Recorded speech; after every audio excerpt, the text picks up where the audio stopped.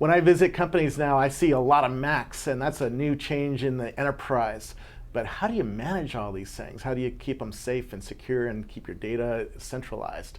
Well, we're at MokaFive. We're going to learn more about managing Macintoshes right now.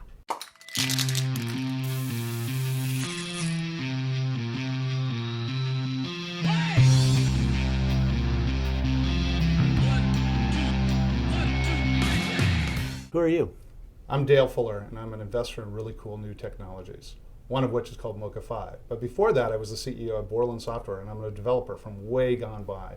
So this is a cool new technology. And you ran the PowerBook division at Apple for a while, too. I did, and that was an exciting time. Great team, even better team today than because I'm not there, but they've built a great product out in the marketplace. Well, I remember using those in college, so thanks for building some great products. What is MokaFive?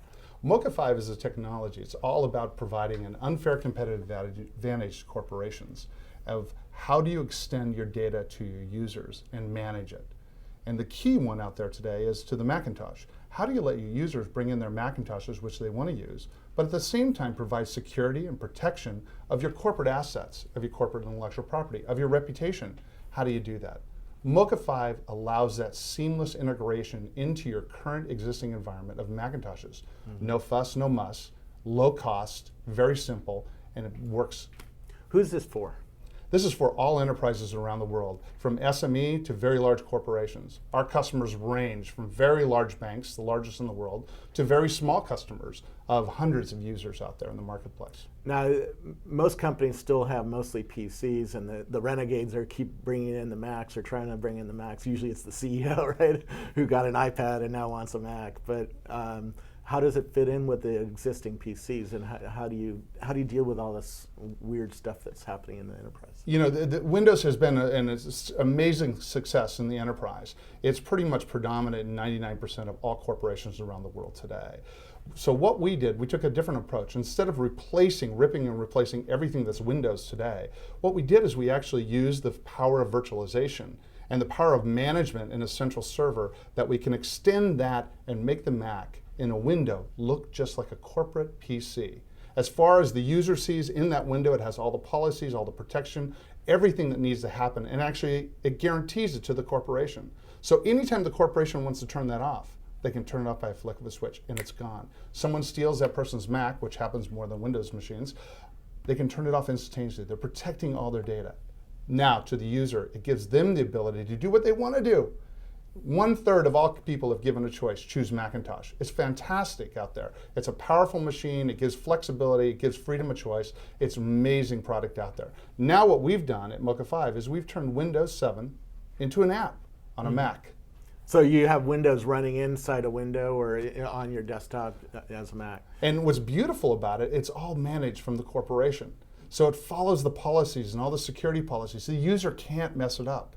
And if something happens, he can rejuvenate. With a touch of a button, it automatically comes back and re-images it within 2 seconds. Wow. It's incredible. And that's your secret sauce compared to other desktop systems that put a Windows image on the client, right? Well, so we manage all those. So the user doesn't have to manage those anymore, and the corporation doesn't have to manage it. And that gives a real advantage. We actually are compatible with all virtual machines that run on Macintoshes. So you can actually plug this all in from the corporation, and they can manage it totally seamlessly for the user. So the user doesn't have to worry about installing new updates, going here, backing this up, or managing anything.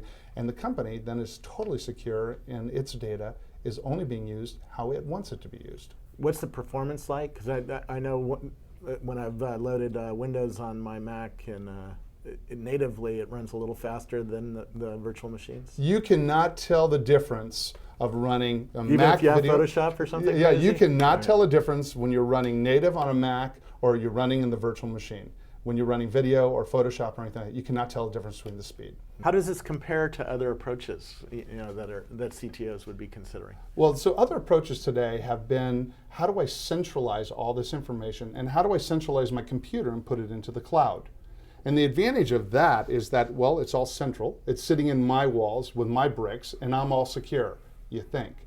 Then I have to have some line of communication to a thin computer or a PC that's sitting out there, but it's all running in the cloud.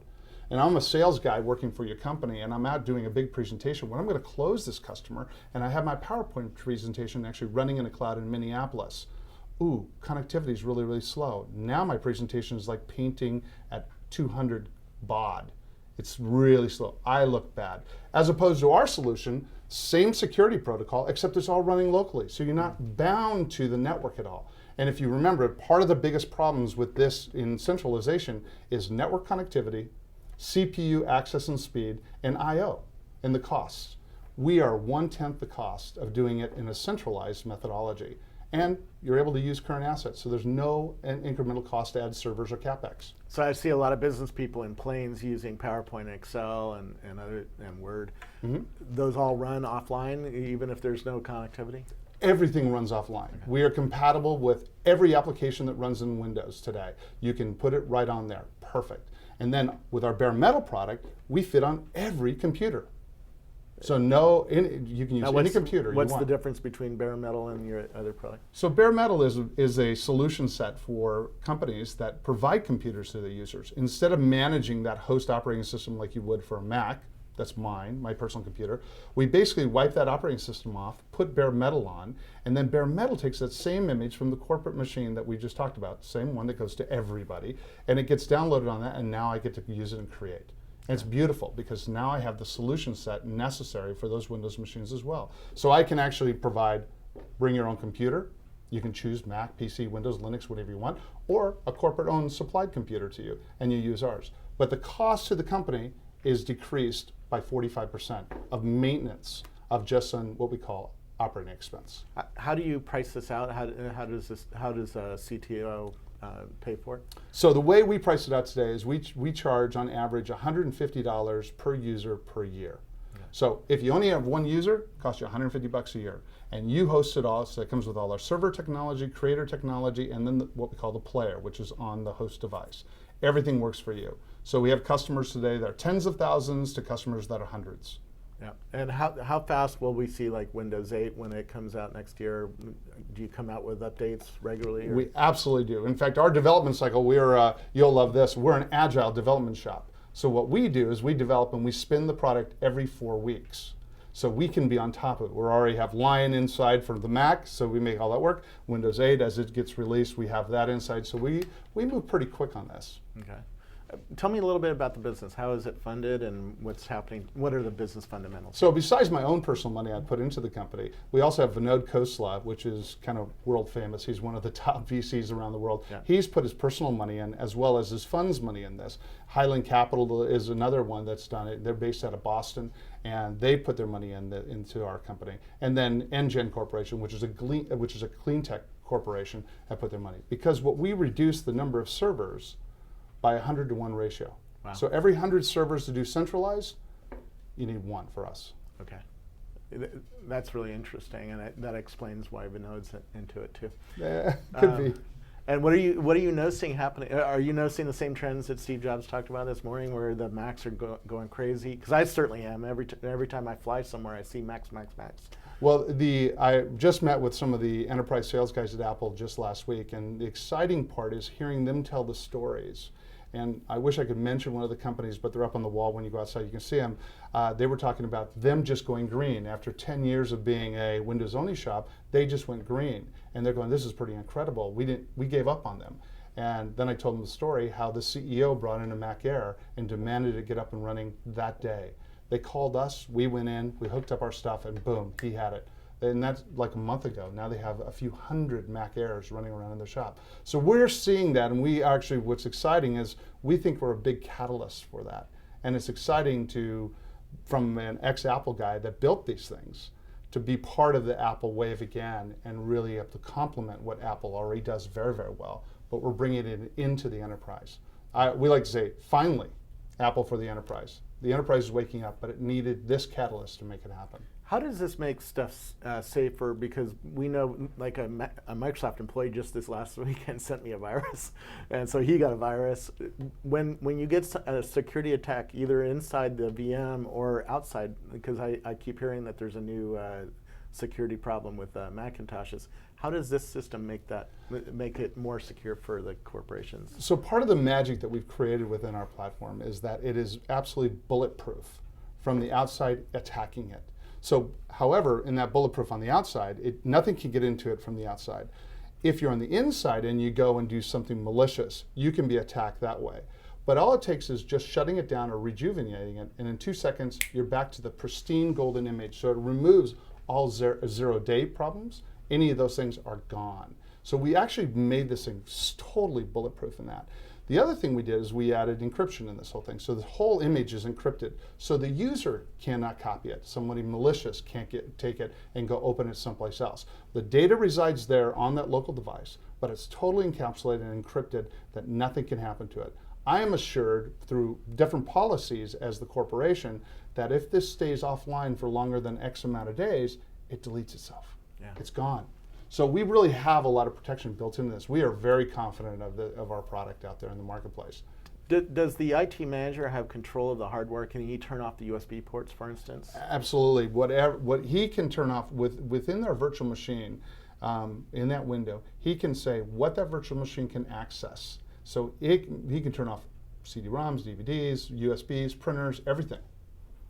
Now the host machine is not impacted at all, but nothing can happen inside the machine. Got it.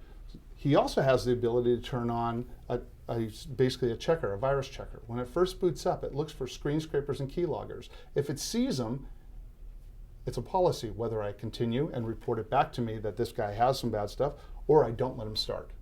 So we look at it all the time, and we're looking at the security aspect of the way we attack it is we think that whatever the user's working on is a known bad machine. So that's how we protect the information, because it's so critical that the corporation believes that their information and their data and their access is 100% secure if they're going to push it out to the edge. Interesting. I bet a lot of these same guys are buying iPads. Are you looking at doing an iPad version? Absolutely. We already have it on the iPad. Today you can take your iPad and you are given permission then through your, what we call our live PC. It's given permission by the IT organization, well, you can see it on your iPad. So it extends it from your Mac or your Windows machine and extends it to your iPad. So you can pick up your iPad real quick, run into the conference room or run down to Starbucks, and you can see your whole live PC running on your machine, whether you left it at home or in the office. So it's a great extension tool for you very, very quickly. Very cool. Well, anything else that we should talk about? We are just an incredibly white-hot company right now. We're having a lot of fun. So call us. You're looking higher, like everybody else.